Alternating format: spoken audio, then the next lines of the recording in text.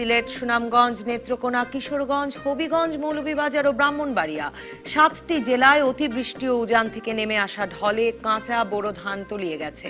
সেই কাঁচা ধানের থোড় পচে মাত্রাতিরিক্ত অ্যামোনিয়া গ্যাস সৃষ্টি হয়ে মরতে শুরু করেছে মাছ। আর দূষিত পানিতে ক্ষতিগ্রস্ত মাছ, শামুক সহ নানা জলজ প্রাণী খেয়ে মারা যাচ্ছে শত শত হাঁস।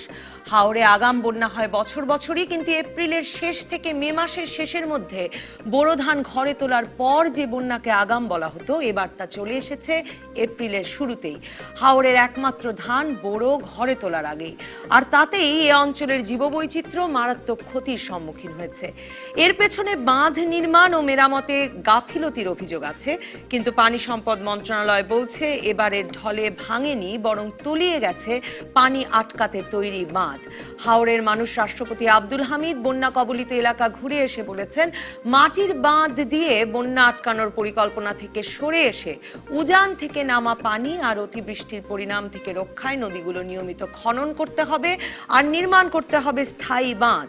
হাওরের মানুষের ফসলকে নিরাপদ করতে রাষ্ট্রপতি যেমন বিকল্প ও বহুমুখী চাষাবাদ শুরু করার কথা বলেছেন, পানি বিশেষজ্ঞ ও পরিবেশবিদ আইনুন নিশাত তেমনি বলছেন এই আগাম বন্যা জলবায়ু পরিবর্তনের ইঙ্গিত এবং এমন ধান চাষ করতে হবে এই অঞ্চলে যা ঘরে তোলা যাবে আরো তাড়াতাড়ি। হাওরের মানুষকে বছর বছর বন্যার ক্ষতি থেকে বাঁচাতে কি করণীয়, এই নিয়ে আলাপ করতে আজ রাজকাহন স্টুডিওতে আছেন জল পরিবেশ ইনস্টিটিউটের চেয়ারম্যান প্রকৌশলী মোহাম্মদ ইনামুল হক, শেরে বাংলা কৃষি বিশ্ববিদ্যালয়ের উপ উপাচার্য ডক্টর মোহাম্মদ সেকান্দার আলী এবং দুর্যোগ ব্যবস্থাপনা ও ত্রাণ মন্ত্রণালয়ের সচিব মোহাম্মদ শাহ কামাল। স্বাগত আপনাদের তিনজনকে। ইনামুল হক, আপনাকে দিয়ে শুরু করি, যে বাঁধ ভেঙেছে না বাঁধ তলিয়েছে, এই নিয়ে একটা বিতর্ক এবার হাওড়ে বন্যা শুরুর পর থেকেই দেখা যাচ্ছে। আর আমি আপনার একটা লেখাতেই পড়ছিলাম যে হাওড় অঞ্চলে আমাদের যে কৌশল ছিল, সেই কৌশলই বাঁধ ছিল ডুবো বাঁধ তৈরি করবার। তাহলে বাঁধ ডুবেছে বলে এটা বন্যা নয়, বাঁধ ভাঙেনি বলে বাঁধের অকার্যকারিতা প্রমাণিত হলো না, এগুলো কোন তত্ত্বে? না, বাঁধ ডুবেছে, আবার বাঁধ ভেঙেছে, দুই সত্য। আবার বাঁধ সময় মতো মেরামত হয়নি, সেটাও সত্য, সবই সত্য। তবে সবচেয়ে বড় সত্য হলো যে ওখানে যে ধানগুলো ডুবেছে, যে ধানগুলো আবাদ হচ্ছে, আমার সন্দেহ যে এগুলো BR-29, যেগুলোর একটা দীর্ঘ বয়স আছে, মানে এর জীবনকাল অনেক দীর্ঘ। হাওড় তো আপনি যেটা বললেন যে এপ্রিল মাসের শেষের দিকে বন্যা আসে, তা নয়। এপ্রিল মাসের 10 তারিখের মধ্যে বন্যা আসার যথেষ্ট রেকর্ড আছে। 2008 সালে হ্যাঁ, বহু রেকর্ড আছে আমার কাছে, যথেষ্ট রেকর্ড চান আমি দিতে পারবো। তো সেখানে এপ্রিল মাসের মাঝামাঝি হলো চৈত্র মাসের শেষ। চৈত্র মাসের মধ্যে যে ধান উঠে যাবে, সেই ধান কেন ওখানে আবাদ হলো না, বা যে ধানগুলো চৈত্র মাসের মধ্যে উঠে গেছে সেগুলো কবে আবাদ হলো? আপনি মনে করেন কার্তিক অগ্রহায়ণ মাস থেকে আমাদের হেমন্তকাল শুরু, বৃষ্টি বন্ধ হয়ে যায়, তখনই যদি ডাঙায় যারা বীজতলা করে, বীজতলা করার যথেষ্ট জায়গা থাকে, ডাঙায় থাকে, সেখান থেকে কার্তিক মাসের গোড়ার থেকে শুরু করলে অনেক ধান আপনার এই চৈত্র মাসের মধ্যে কেটে ফেলা সম্ভব। কার্তিক অগ্রহায়ণ পৌষ মাঘ ফাল্গুন চৈত্র 6 মাস পেয়ে যায়। তো 6 মাস পেলে সেখানে এমনকি এই যে BR-29 তাকেও উৎপাদন করা সম্ভব হতে পারে, কিন্তু তার জন্য দরকার হলো কার্তিক মাসের গোড়াতে কিংবা তারও আগে এটা বীজতলা করে সেগুলোকে করা। সেটা আমার হয়েছে কিনা সন্দেহ। দ্বিতীয় ব্যাপার হলো যে ওখানে যখন বীজতলা করা হয়, যে যারা বীজতলা করে তারা ধান লাগায় না, যারা ধান লাগায় তারা বীজতলা থেকে ওই চারাগুলো কেনে। এখন যারা চারা বীজতলা করেছে তারা যদি 1 মাস পরে করে থাকে, তাহলে যারা ধান কিনবে চারা, তারা কিনতে বাধ্য, তারা তো চাষ করতে হবে, এবং তারা একটা ঝুঁকির মধ্যে পড়ে যায়। এটা গোড়ার থেকেই কৃষি অধিদপ্তর বা দুর্যোগ অধিদপ্তর বা পানি উন্নয়ন বোর্ড বা যারা যারা সংশ্লিষ্ট আছেন বা জেলা প্রশাসন, তারা দেখতেন যে কি কি ধরনের ধান আছে, তারা পাকবে কবে, তাহলে আগাম এক ধরনের একটা দুর্যোগ মানে প্রস্তুতি থাকতে পারতো যে এইরকম ধান মাঠে আছে যেগুলো পাকতে আরো 2 মাস লাগবে, মে মাস পর্যন্ত লেগে যাবে, এর মধ্যে যদি বন্যা এসে যায় তাহলে গেল। আর বন্যাটা বন্যা এসছে 8 মিটার উচ্চতার, হ্যাঁ, বাঁধ আছে 6 মিটার উচ্চতার। আপনার এই মার্চের শেষ পর্যন্ত সেখানে 2 মিটার উচ্চতার পানি ছিল নদীতে, সমস্যা ছিল না। ওখানকার ভূমিগুলো 3 মিটার উচ্চতার। আর পানি সম্পদ মন্ত্রণালয়ের হিসেবে বোধহয় সেটা ঠিক সেটা বন্যাও না। আপনি কেবল এখন বলছে বন্যা, খোয়াইতে বন্যা হচ্ছে। খোয়াই নদীতে হবিগঞ্জে ওই ত্রিপুরা থেকে ঢল নেমে নামছে, সেখানে একটা বন্যা হয়েছে, প্রথম বন্যা শুরু হলো পানি সম্পদ মন্ত্রণালয়। তো এরকম একটা এক ধরনের সমন্বয়ের অভাব আছে, তৎপরতার অভাব আছে। আজকে হয়তো দুর্যোগ মন্ত্রণালয় খুবই তৎপরতা দেখাচ্ছে, কিন্তু এই দুর্যোগ মন্ত্রণালয়ের তৎপরতা অনেক আগে থেকেই হওয়া উচিত ছিল, যে এরকম একটা ধান এসে যাচ্ছে, আমাদের বন্যা এসে যেতে পারে। মানে 23-24 দিনের মধ্যে চলে গেছে। আমি যেতে চাই অধ্যাপক ডক্টর মোহাম্মদ সেকান্দার আলী আপনার কাছে, যে একটা কৃষি ব্যবস্থার মানে এবারের হাওরের বন্যা ভীষণ ক্ষতি হয়ে গেল, তারপরেই কিনা যাই না, মানে এই বিষয়টি নিয়েও ভীষণভাবে কথা হচ্ছে যে ওখানকার পুরো জীববৈচিত্র্য রক্ষা এবং আরেক দিক দিয়ে কৃষি ব্যবস্থাটিকে নতুন করে ভাবা, যে কখন রবি শস্য আবাদ হবে, কখন সেখানের একমাত্র ফসল বোরো আবাদ হবে, এই পুরো বিষয়টিকে একটা সুশৃঙ্খল সাইকেলের চক্রে নিয়ে আসবার কথা বলা হচ্ছে। মানে আপনাদের বলবার আসলে সেখানে অনেক কিছু থাকবার কথা। আপনাকে ধন্যবাদ আপনার প্রশ্নের জন্য। হ্যাঁ, অবশ্যই কৃষি বিভাগের এখানে বলার অনেক কিছুই আছে, যেমনটি ইঞ্জিনিয়ার সাহেব বললেন, সেমনটি এখানে আগাম রোপণের ব্যবস্থা করা যেতেই পারে। এই এলাকায় আগে শুধু মাছ চাষ হতো, স্বাধীনতার পর এখানে ধান চাষও আরম্ভ হয়েছে এবং 80-র দশকের পর থেকে মূলত বোরো আবাদ এখানে বেশি হয়েছে। আগে এখানে কিন্তু আমন আবাদ করা হতো। বোরো আগে আমন আমাদের প্রধান সিজন ছিল, এখন বোরো হয়ে গেছে সবচেয়ে বড় সিজন, এখানেই সবচেয়ে বেশি ফসল হয়। এইখানে 2 ধরনের পরিকল্পনা নিতে হবে। একটি হলো যে স্বল্প মেয়াদী ফসল, যেটা আজকে ক্ষতিগ্রস্ত হয়েছে, এটা 160-65 দিনে হয় এবং 120-25 দিনেরও জাত আমাদের উদ্ভাবন আছে এবং করতে হবে। এমনকি এমনও জাত আছেও এবং এমনও জাত আছে যেটা 21 দিন পর্যন্ত পানি সহ্য করতে পারে, এরকম জাতও আছে, যেমন BR52, IR50 এবং ইন্ডিয়ার একটা জাত আছে FR13A। এগুলি যদি আমরা চাষ করি তাহলে আমরা কিছুটা ফলনে কি কোনো পার্থক্য আছে? এখানে ফলনে কম, বেশি ফলনের জন্য কৃষক এই কাজটা করে থাকে। তো এখন হচ্ছে যে আমাদের ফলনও দরকার, আবার ফসলের রক্ষাও করতে হবে। আগে আমনের ক্ষেত্রে এই সমস্যাটা হতো না, এখন এই বোরো করতে গিয়ে বেশি ফসল পাওয়ার জন্যই কৃষকের এই বৈশাখ মাস আসলেই কৃষক মানে পহেলা বৈশাখ নববর্ষ পালনের পরিবর্তেই তাদেরকে এখন মাথায় নিয়ে চিন্তায় থাকতে হয় যে কখন উজানের ঢল এসে তার বাঁধটি ভেঙে যাবে, কখন রাতে সেই পাহারা দিতে হবে, এই দুশ্চিন্তায় কৃষক থাকে। আগে হয়তো এটা থাকতো না। এবং তো কিছু থাকাটা বোধহয় ভালো। অবশ্যই সব হারানোর চাইতে কিছু থাকা অবশ্যই ভালো। সেক্ষেত্রে আমাদের কিছু স্বল্প মেয়াদী পরিকল্পনা নিতে হবে, কিছু আগামী বছরের কিছু পরিকল্পনা নিতে হবে এবং কিছু দীর্ঘমেয়াদী পরিকল্পনা নিতে হবে। কোন এলাকায় কৃষক আমার অজ্ঞতা মাফ করবেন, যে কোন এলাকায় কৃষক কোন ধান চাষ করবেন সেটা কি কৃষকই ঠিক করেন নাকি সেখানকার কৃষি সম্প্রসারণ অধিদপ্তর কৃষি বিভাগ ঠিক করে? মানে এখানে ঠিক এটা করার কি জন্য আসলে কৃষকের স্বাধীনতা আছে কিনা? এখানে ঠিক করার জন্য আসলে কৃষি সম্প্রসারণ বিভাগ আছে, সাথে হলে গবেষণা প্রতিষ্ঠান সমূহ নতুন নতুন ভ্যারাইটি উদ্ভাবন করছেন, বিভিন্ন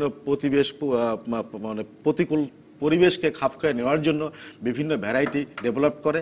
বিশ্ববিদ্যালয়গুলিতে এই সমস্ত ভ্যারাইটি ডেভেলপড হয়। গবেষণা প্রতিষ্ঠানের ডেভেলপকৃত ভ্যারাইটিগুলি সম্প্রসারণ প্রতিষ্ঠানের মাধ্যমে ফার্মার পর্যায়ে যায় এবং ফার্মার 1 বছর শিখে 1 বছর দেখে 1 বছরে মনে করেন একটা এলাকার 10টা ফার্মার করলো, পরবর্তী বছর অধিকাংশ ফার্মার করবে। এভাবেই আসলে সম্প্রসারিত হয়। এখানে কৃষক, কৃষিবিদ, সম্প্রসারণবিদ এদের সকলেরই সম্মিলিত।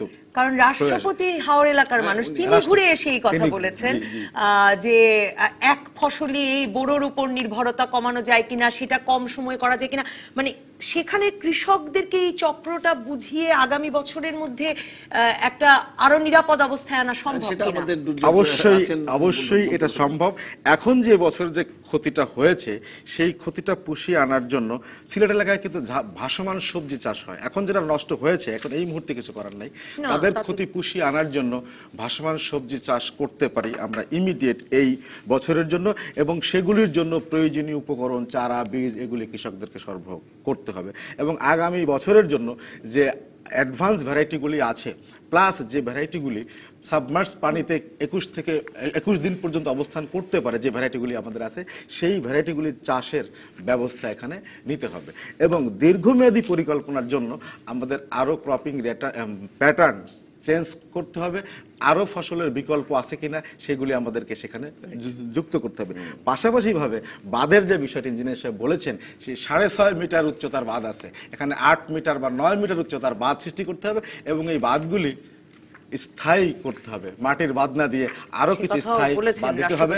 আমাদের মহামান্য রাষ্ট্রপতি, আমাদের প্রধানমন্ত্রী 2012 সনে 20 বছর মেয়াদী যে পরিকল্পনা নিয়েছেন, সেই পরিকল্পনা যদি বাস্তবায়িত হয় তাহলে এই এলাকার যে সমস্যাগুলি, সেই সমস্যাগুলি সমাধান হবে। এবং শুধু ক্রপ সেক্টরেই নয়, মাছের সেক্টরে যে সমস্যা হয়েছে, ফিশারিজের সেক্টরে সমস্যা হয়েছে, মাছ তো আমরা দেখছি যে মানে টনকে টন। আমি আসবো আপনার কাছে আবারও। মোহাম্মদ শাহ কামাল, আমি আপনার কাছে যেতে চাই যে দুর্গত এলাকা কেন সুনামগঞ্জকে ঘোষণা করা যাবে না, এর একটা ব্যাখ্যা দিয়ে আপনি সম্প্রতি সংবাদ মাধ্যমে এবং সাধারণ মানুষের, মানে আমরা প্রত্যেকেই অবাক হয়েছি, জানতে চেয়েছি যে এর পরেও যদি একটি এলাকা দুর্গত এলাকা ঘোষিত না হয় তাহলে কিভাবে হবে। বিষয়টি কি কিছু সংজ্ঞার তফাৎ, মানে কি হলে দুর্গত বলা যাবে, কি হলে বলা যাবে না, এর একটা সংজ্ঞা দিয়ে আপনাদেরকে আটকে রাখা হয়েছে। আপনাকে ধন্যবাদ, আমাদের শ্রোতামণ্ডলীকে ধন্যবাদ। একটি বিষয় হলো যে বাংলাদেশ কিন্তু দুর্যোগ ব্যবস্থাপনার রোল মডেল, সারা বিশ্ব কিন্তু আমাদেরকে ফলো করে। আপনি যদি গত নভেম্বর মাসে যেটা ভারতে MCR মিনিস্ট্রিয়াল কনফারেন্স হয়েছে, সেখানে যদি ভারতের প্রধানমন্ত্রীর বক্তব্য দেখেন, তার উনি সবাইকে বলেছেন বাংলাদেশকে অনুসরণ করতে। আমাদের মাননীয় প্রধানমন্ত্রী কিন্তু চ্যাম্পিয়ন অফ দ্য আর্থ। এখন দুর্গত এলাকা ঘোষণা আর দুর্গত এলাকা ঘোষণা না, এটার সাথে জড়িত হলো যে ওখানকার যে ক্ষতিগ্রস্ত মানুষগুলোর পাশে সামগ্রিকভাবে আমরা সরকার আছে কিনা। আপনি যদি লক্ষ্য করেন যে কার্যক্রমগুলো 29শে মার্চ শুরু হয়েছে আমাদের এই কাজটি সম্বন্ধে আমাদের প্রকৌশলী মহোদয় বলেছেন, আমাদের বিশেষজ্ঞ মহোদয় যিনি এগ্রিকালচার সেক্টরে উনি বলেছেন। একটি জিনিস কি, যে এই যে এক্সপিরিয়েন্সটি কিন্তু আমাদের ওইরকমভাবে কিন্তু ছিল না। যে এক্সপিরিয়েন্সটি 2008 সালে হয়েছে, এইভাবে যে ক্ষতিগ্রস্ত হয়েছে, এই ক্ষতিগ্রস্তের পরিমাণ, এখানে কি হয়েছে, আমাদের ফসল ক্ষতি হয়েছে। একটা কি কারণে হয়েছে, অতিবৃষ্টির কারণে। যেমন অল্প আগে বলতে পারবেন কিনা জানি না, মানে আমার মনে যে প্রশ্নটা এসেছে 2008-এও এপ্রিলের শুরু থেকে বন্যাটা শুরু হলো, ওখানে আগাম বন্যাটা শুরু হলো, এবারও হলো, কিন্তু সকলে বলছেন যে তারা মনে করতে পারছেন না এত ফসল হানি এর আগে তারা দেখেছেন। 2008-এ হলো না কেন তখন এত ফসল হানি? 2004-এ হয়েছে না, 2008-04-এ যেটা আমাদের যিনি কৃষি বিশেষজ্ঞ উনি বলছেন যে এত ফসল কিন্তু আমাদের আগে কিন্তু হাওরে হতো না। একটা জিনিস আমাদেরকে দেখতে হবে, আমাদের যেটা হলো বোরোর উপর এত নির্ভরশীল কিন্তু আমরা ছিলাম না।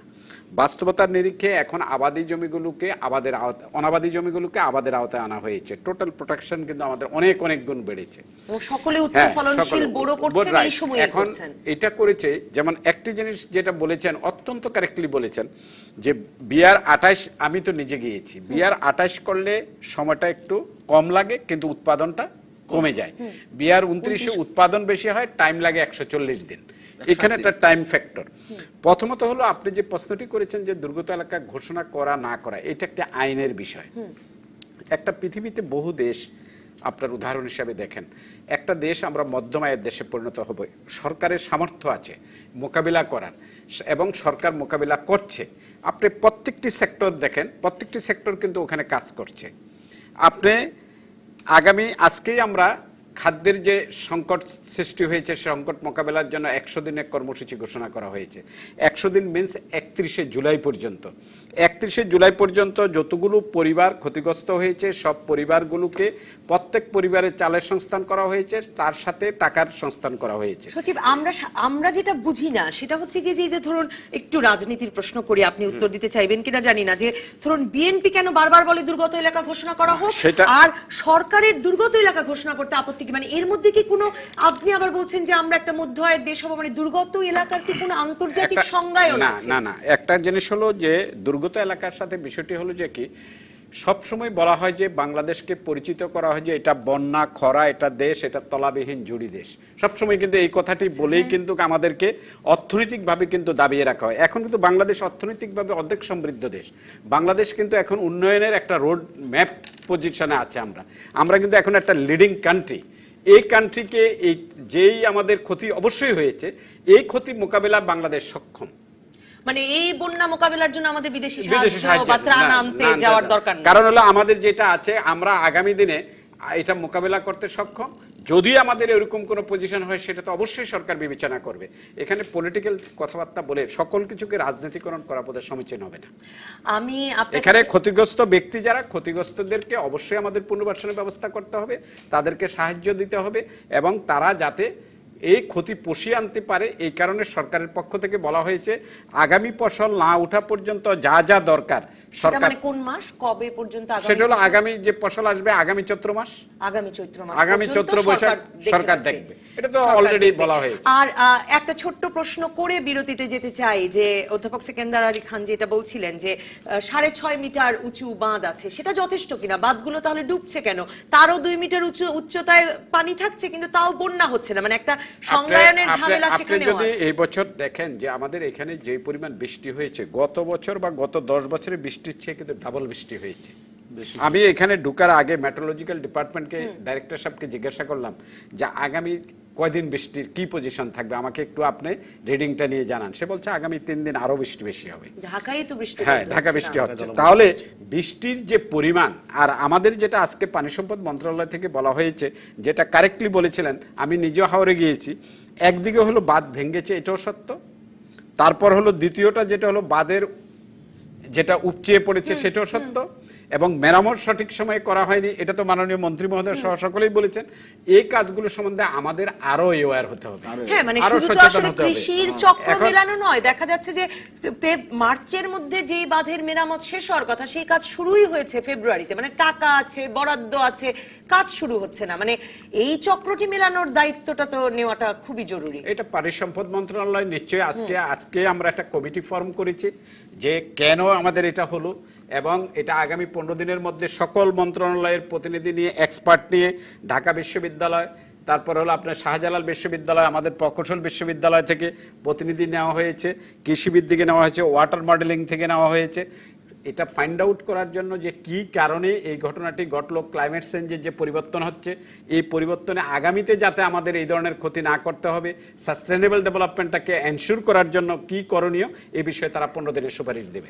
কাজে অনেকগুলো চক্র মেলাতে হবে হাওড়ের এই দুর্ভাগ্য রোধে। একটা বিরতির পর ফিরে ইনামুল হক আপনার কাছে জানতে চাইবো, প্রসঙ্গ যেটি এখন সবচেয়ে বেশি শিরোনাম হচ্ছে, সেটি হচ্ছে ধান গেছে, মাছ গেছে, হাঁস যাচ্ছে, সেখানে জীববৈচিত্র্যের সমস্যা নিয়ে। একটা বিরতির পর দর্শক থাকুন রাজকাহনে। ফিরে এলাম রাজকাহনে। ইনামুল হক, আপনার কাছে যেতে চাই যে এই বিষয়টি জানতে, যেটি সবচেয়ে বড় দুর্যোগ হিসেবে দেখা দিচ্ছে, যে ধান গেছে, মাছ গেছে, তারপর হাঁসও যাচ্ছে। মানে ওই এলাকায় আসলে মৃত্যু চলছে, মানে এবং জীবিকার হানি চলছে। এই ঘটনাটি কেন ঘটলো? আমরা যা বিভিন্ন বিশেষজ্ঞ দল গিয়ে যেটা বলছেন যে ধান পচেছে, সেই চক্রেই ঘটনা ঘটেছে। এর পাশাপাশি এমন কথাও ছড়িয়েছে যে ঢল থেকে ইউরেনিয়াম সমৃদ্ধ পানি এসেছে, ইউরেনিয়ামের খনি থেকে, এবং ভারত থেকে, উজান থেকে ঢলে, এবং তার কারণে মরছে। দেখুন, অনেকগুলো ব্যাপার আছে। একটা ঠিক যে হ্যাঁ, মেঘালয় থেকে বর্জ্য আসছে, খনিজ বর্জ্য আসছে। সে খনিজ বর্জ্যের মধ্যে অ্যাসিডিক ব্যাপার আছে, আপনার পারদ আসে। ইউরেনিয়াম একসময় আসতো, ইউরেনিয়ামের একটা কাণ্ড ঘটেছিল, তো সেটা 2012 সালের ব্যাপার। তো তার ফলে পশ্চিম খাসি জেলার যে, এবং খাসিয়ারা যারা আছেন অটোনমাস রিজিয়ন, তারা এখন ওখানে ইউরেনিয়াম উত্তোলনের প্রচুর বিরোধিতা করছেন। এই কাহিনী আমাদের দেশে ইউরেনিয়াম এসেছিল। হ্যাঁ, ওখানে ইউরেনিয়াম খনির জন্য ইউরেনিয়াম বেরিয়ে, বর্জ্য বেরিয়ে অনেক মাছ টাছ মারা গেছিল, তখন তার আপত্তি করেছিল। এখন সেটা নিয়ে ওদের একটা যুদ্ধ, একটা ফাইট আছে সেন্ট্রাল গভর্নমেন্টের সঙ্গে। তো ওর যে ইউরেনিয়ামের অংশ আমাদের এখানে এসছে, নদীটা একটা যদুকাটা নদী, এটা হলো এই রক্তি নদী বলে, রক্তি বা যদুকাটা নদী। মানে সেটা ধারণা করা যায় যে ওখানে যদি ইউরেনিয়াম ছড়িয়ে থাকে, কিন্তু এটা কাহিনীটা আগের। তো এখানে একটা প্রশ্ন তুলেছে আবার কি এলো নাকি, এরকম একটা ব্যাপার। না, তো এটা তো- আমাদের এটা দপ্তর তো তো বলেই দিয়েছে যে আজকে বলেই দিয়েছে যে না, যে এটা পাওয়া যায়নি। এটা নেই, এটা নেই। কিন্তু আজকে আণবিক শক্তি কমিশন পরীক্ষা করে তারা বলছে এই পানিতে কোনো না সেটা ইউরেনিয়াম সেটা তো নেই। আমরা জানি এটা, কিন্তু সমস্যাটা হলো কি ওখানে জলমহলগুলো যেগুলো আছে এগুলো সব খোলা জলমহল, কিন্তু এগুলোকে বদ্ধ দেখিয়ে লিজ দেওয়া হচ্ছে। এটা একটা বড় সমস্যা। কেন কেন সেটা আমি কি বলবো, না না না, কেন এটা একটা বড় সমস্যা সেটা বুঝতে সমস্যাটা বলি।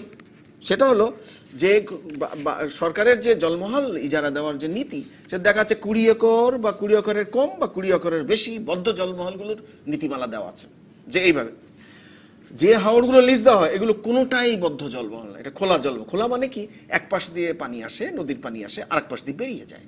আর বদ্ধ যেমন পুকুরগুলা কোনো দিক দিয়ে আসে না, ও বদ্ধ থাকে, এরকম একটা ব্যাপার। এখন এই যে বদ্ধ থাকার জন্য যেমন মনে করেন যে যে হাওড় ডুবেছে, যে হাওড় ডোবেনি সে হাওড়ের চারপাশে বাঁধ আছে, বাঁধের ভেতরে একটা অংশ তো পানি আছে, সেই পানিতে হয়তো কেউ লেজ নিয়েছে এবং চারপাশে ধান আছে। তো ধানের যে পেস্টিসাইড বা যে সকল সারগুলো এগুলো বৃষ্টিতে সব ধুয়ে ওই পানির মধ্যে ওখানে গেছে, ও পানিতে মাছটা যাচ্ছে। এখন এগুলো তো হয়তো ডাঙায় থাকতো, বৃষ্টি না হলে এগুলো ডাঙায় থাকতো, ধুয়ে আসতো না, মাছ যে লিজ নিয়েছে সে মাছ পেয়ে যেত, ওরা ধান পেয়ে যেত। এখন হলো কি যে ওই বর্জ্যগুলো ধানের এগুলো সব ওই পানিতে গিয়েছে, পানিতে গিয়ে বদ্ধ জায়গায় গিয়ে ওখানে একটা বিষক্রিয়া করে ডিজলভ অক্সিজেন শেষ হয়ে গেছে। এটা হলো পানির মধ্যে একটা ডিজলভ অক্সিজেন থাকে, সেটা যখন কমে গেছে তখন এই মাছগুলো মরতে আরম্ভ করেছে। মাছ আছে কি যেখান থেকে হাঁস থাকে, তো হাঁসও মরতে আরম্ভ করেছে। আপনি দেখবেন যে ছবিগুলো যেখানে এই হাঁস বা মাছ মরছে, পানি নড়ছে না, দেখবেন যে পানি নড়ছে না, পানিটা কালো। এটাই কারণ হলো অক্সিজেন নাই, মানে কি পানি ওখানে স্রোত নেই, ওটা হলো বাদ, ওটা একটা খোলা জলমহল, কিন্তু ওটাকে বাদ দিয়ে ঘিরে ওটাকে একটা বদ্ধ একটা গ্যাস চেম্বার বা একটা চেম্বার করা, মৃত্যু চেম্বার করা হয়েছে। ডক্টর মোহাম্মদ সেকেন্দার আলী, আপনার কাছে আপনি যে প্রসঙ্গটি দিয়ে শুরু করেছিলেন যে আসলে এখন যেখানে ধান হচ্ছে সেই জায়গাটি আসলে আগে শুধু মাছেরই চাষ হতো, মানে জলবায়ু পরিবর্তন হচ্ছে বিশ্বব্যাপী, বাংলাদেশ তার একটা শিকার, সেটা যেমন সত্যি, এলাকাগুলোকেও তো আসলে নানাভাবে বদলে গেছে, মানে সেই এলাকার কৃষি বদলে গেছে, এলাকার হাওরকে আমরা বাদ দিচ্ছি জীবিকার প্রয়োজনে। এই পরিবর্তনগুলো তো আসলে বড় ধরনের ক্ষতির মুখে ফেলছে আমাদের, সেটার একটা প্রমাণ বোধ হয় এবার হাওরের এই ঘটনা। মানে যদি আমরা সামলে না করতে পারি, যদি আমরা ভেবে না করি কাজগুলো। আপনাকে ধন্যবাদ। সব পরিবর্তনই ক্ষতিকর এমনটি না, কোনো আবার ভাত মাছ খেয়ে তো বাঁচতেও হবে 17 কোটি মানুষকে, বাঁচতেও হবে। আমাদের যে জায়গাগুলিতে আগে শুধু মাছ হতো সেখানে মাছও হচ্ছে, ধানও হচ্ছে। আবার এমনও হয়েছে উল্টাটা, যেখানে শুধু ধান হতো সেই ধানি জমিকে মাছে রূপান্তরিত করা হয়েছে, উল্টা করা হয়েছে। কৃষক সেই ফসলই চাষ করবে যে ফসল সে ইমিডিয়েট লাভ পাবে, এই লাভের দিকে চিন্তা করে মাছের জায়গায় ধানের জায়গায় মাছ এই উৎপাদন হচ্ছে। এখন আমাদের আগে যে মানুষ ছিল, তখন যে খাদ্য উৎপাদন ছিল, স্বাধীনতার শুরুতে আমাদের 99 লক্ষ মেট্রিক টন খাদ্য উৎপাদন হতো, তখন কিন্তু খাদ্য ঘাটতি ছিল, মানুষ ছিল 7.5 কোটি। এখন মানুষ বেড়েছে ডাবলেরও বেশি, খাদ্য উৎপাদন এখন কিন্তু আমাদের 400 কোটিতে পৌঁছে আমরা গিয়েছি, অনেক বেশি পরিমাণে পৌঁছে গিয়েছি। এই পৌঁছাগুলি আমাদের পরিবর্তনের ফলে হয়েছে। আমরা কৃষিবিদ, কৃষি শিক্ষা প্রতিষ্ঠান, কৃষি গবেষণা প্রতিষ্ঠান, কৃষি সম্প্রসারণ প্রতিষ্ঠান, সবগুলি থেকে নতুন নতুন ইনোভেশন সৃষ্টি করেছি। সেই ইনোভেশন এই মিডিয়া সম্প্রসারণ প্রতিষ্ঠানের মাধ্যমে কৃষকের কাছে গিয়েছে, বিভিন্ন জায়গায় বিভিন্নভাবে এইগুলি বিস্তারের ফলে উৎপাদন এখন বেড়েছে। তবে এই বাড়ার ক্ষেত্রে এক্ষেত্রে এখনো এক্সপেরিমেন্ট শেষ হয়েছে এমনটা না, সম্প্রসারণ চলমান প্রক্রিয়া। এই যে মানে ধরুন আমি যদি আপনাকে সুনির্দিষ্ট প্রশ্ন করি, আপনি বলছিলেন ধানের কথা, যে ধান আরো দ্রুত বেশি ফলন দেয় এমন ধান চাষ করতে হবে। এখন ধরুন BR-29 না করে যেই ধান করে আসলে কৃষক এবার দুর্ভাগ্যের শিকার হলেন, যে লম্বা সময় নেয় কিন্তু ফলন অনেক বেশি, তার চাইতে কম সময় নেই যে ধানগুলো, সেগুলো আসলে ফলনের পার্থক্য কত? এখানে ফলনের বেশ পার্থক্য আছে। এখন ইমিডিয়েট যে কাজটি করা দরকার, ইমিডিয়েট পরের যে বছর, সেটা আমাদের অবশ্যই আগাম জাতটাই চাষ করতে হবে, ফলন কম হলেও, এবং আমাদের যে নাকি যে জাতটি ফলন বেশি হয় সেটি আরো আগে এনে চাষ করতে হবে, যেটা দুটোই মইনামুল হক করতে হবে, বলছে। দুটোই করতে হবে। যেটা ইমিডিয়েট, আমি বলছি ইমিডিয়েট কিছু অ্যাকশন আছে, আগামী বছরে কিছু অ্যাকশন আছে, লং টার্ম অ্যাকশন। একটা ভ্যারাইটি ডেভেলপ করতে 5-7 বছর সময় লাগে। আগামী বছরে আমাদের এক্সিস্ট যে ভ্যারাইটিগুলি আছে সেগুলির মধ্যে যেগুলি আগাম এবং যেগুলি পানি সহ্য করতে পারে সেগুলিকে চাষাবাদ করতে হবে।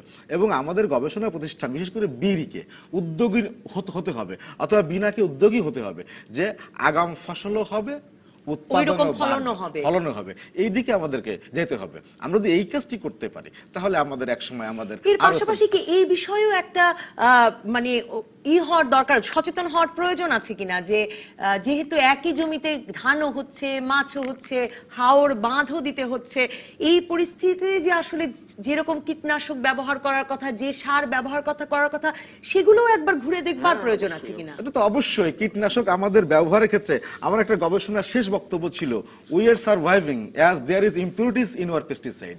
আমাদের পেস্টিসাইডের মধ্যে ভেজাল আছে, তাই আমরা বেঁচে আছি, তাহলে আমরা বেঁচেই থাকতাম না, এর আগেই মারা যেতাম। এখন যে পরিমাণ কৃষকরা পেস্টিসাইড ব্যবহার করে, যারা রিকমেন্ডেড ডোজ যেগুলি থাকে সেটা ডোজের বালাই তারা মানে না, বাজারে যা পাওয়া যায় তার সাস্টেবাই ডিলার যা বলে তাই সে ব্যবহার করার তালেই আছে। এটা যদি একটা নিয়ন্ত্রণ আরো করা দরকার। যৌক্তিক যদি ব্যবহার হয় তাহলে এতটা ক্ষতি হতো না।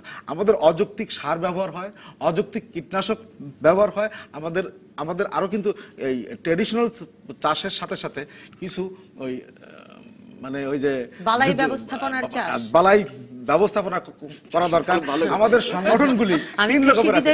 আমি বলি, আচ্ছা, আমি মোহাম্মদ শাহকামাল আপনার কাছে জানতে চাইবো যে আপনি যদি আমাকে বলেন যে এবারের দুর্যোগ, এই যে অনেকগুলো, আমি ডক্টর সিকান্দার আলী আপনার কাছে আরো জানবো, কিন্তু শাহকামাল, এই যে এবারের দুর্যোগটি তো আসলে নানা স্তরে এলো, এবং আসলে এই হাওরের দুর্যোগ থেকে শেখবার বা সেটা শিখে পরবর্তীতে প্রয়োগ করবার প্রক্রিয়াটি চালু রাখাটা তো খুব জরুরি।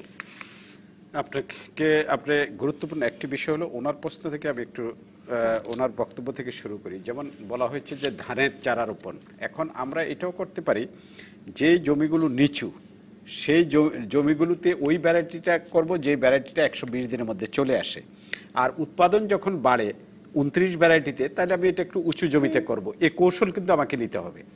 পুরো বিষয়টা কিন্তু এখন কৃষিক্ষেত্রে কিন্তু কৌশল নিতে হবে। এই বছর আমরা যে লার্নিংটা, যে আমাদের এরকম ধরনের ঘটনা ঘটতে পারে, এখন এত বৃহৎ ঘটনা কিন্তু আপনি যখন লোকজনের সাথে কথা বলবেন, আমরা যখন হাওড়ে গিয়েছি তারা বলছে 70 বছরও কিন্তু এই ঘটনা ঘটে নাই। তাহলে কিন্তু এখন তারা যেমনি সচেতন হচ্ছে, আমরা যারা এর সাথে সংশ্লিষ্ট জেলা প্রশাসন থেকে উপজেলা জনপ্রতিনিধিবৃন্দ সকলেই কিন্তু সচেতন হচ্ছে, এবং এই সচেতনতার প্রেক্ষিতে টেকসই করার জন্য যা যা করণীয় সেটা অবশ্যই সরকারের তরফ থেকে করা হবে।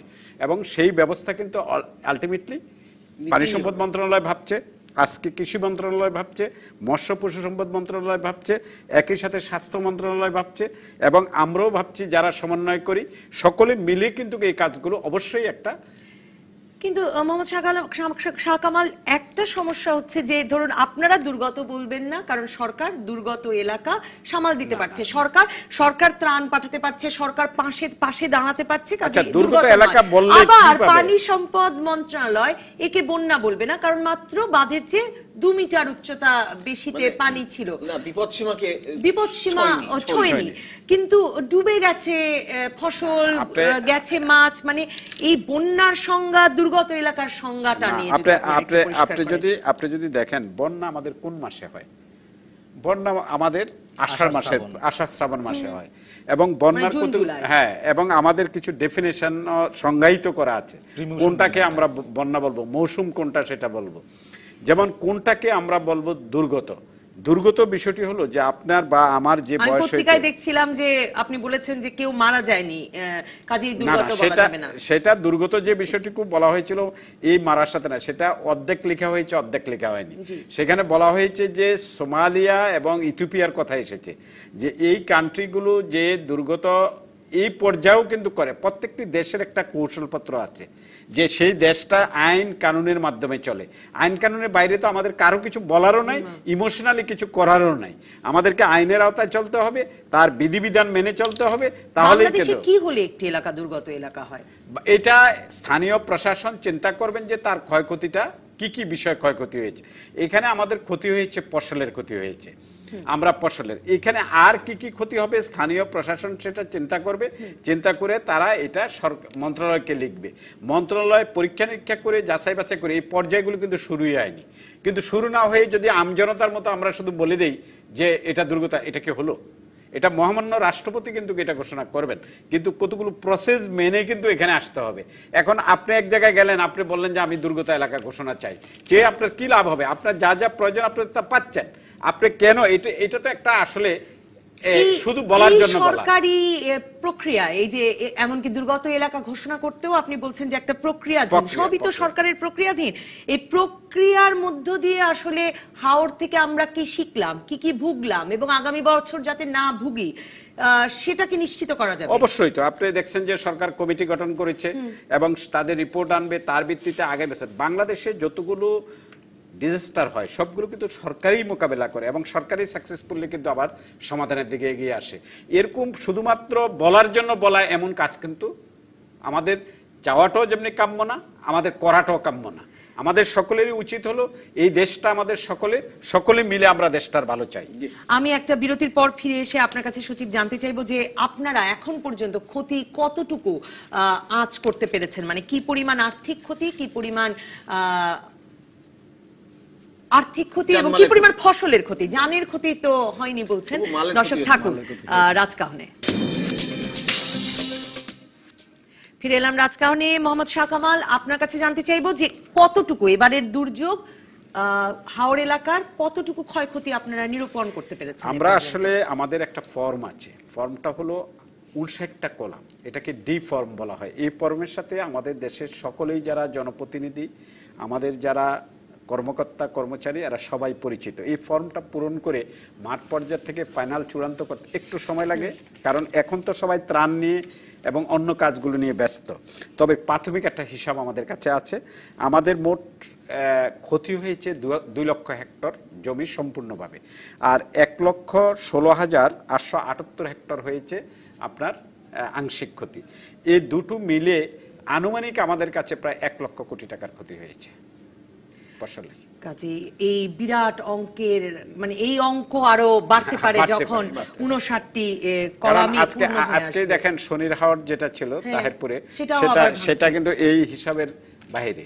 অতএব এটা আবার পরিকল্পনা করে এই ক্ষতি যাতে সহজে পুষিয়ে আনা যায়। আমাদের কৃষি সচিব মহোদয় আজকে একটা চমৎকার কথা বলেছেন যে আমাদের অন্য এলাকাতে যা উৎপাদন হয়েছে, এখানে যা ক্ষতি হয়েছে, এখনো আমরা সারপ্লাসে আছি। এই নিয়ে ভাবনার কোনো খুব একটা বেশি না। উনি মিডিয়াকে বলেছেন, আমার মনে হয় উনি এবং এই ইনফরমেশন ওনার কাছে আছে। মানে এই ফসল হানির মানে ফল আমাদের এবছরই ভোগ করতে হবে না আশা করা যেতে পারে। আমি ডক্টর মোহাম্মদ সিকান্দার আলী আপনার কাছে যেতে চাই যে এই যে ক্ষয়ক্ষতি, এ থেকে কি শিক্ষা নিয়ে আগামীতে হাওড় অঞ্চলে কি করবার আছে? ধন্যবাদ। এখান থেকে আমাদের একটা শিক্ষা হলো, এইরকম ক্ষতি আগে হয়েছে কিন্তু এত বেশি হয় নাই।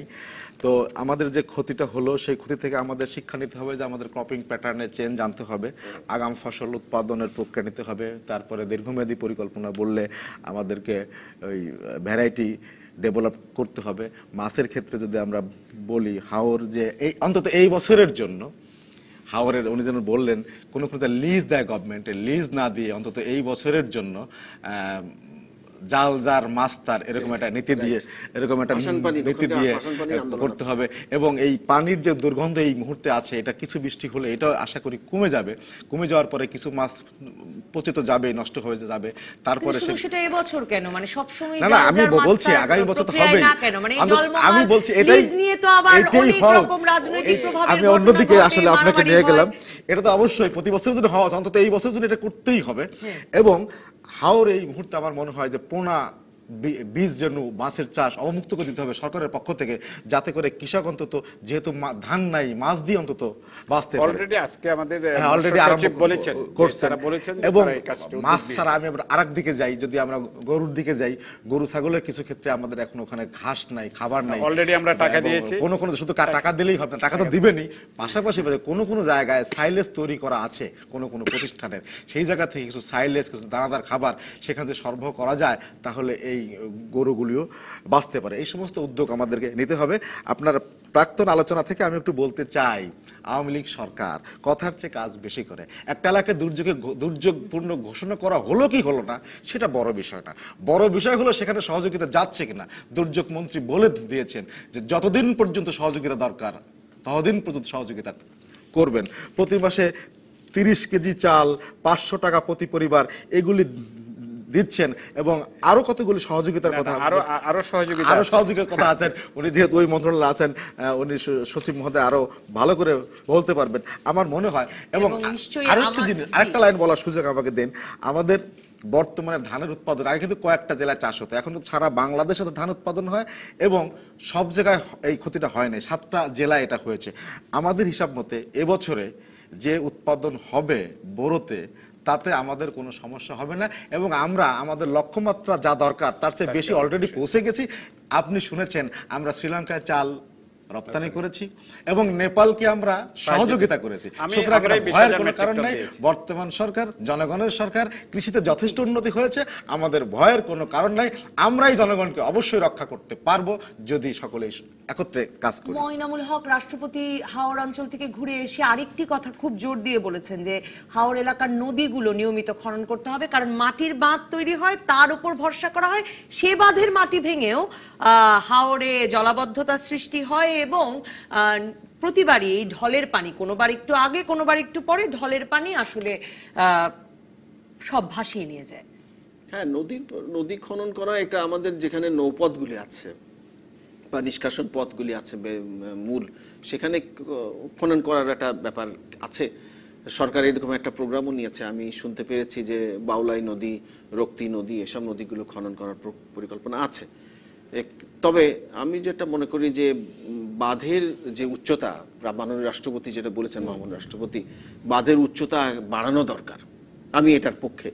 বাঁধের উচ্চতা, হ্যাঁ স্থায়ীবাদী, আমি স্থায়ীবাদী বলতে চাচ্ছি।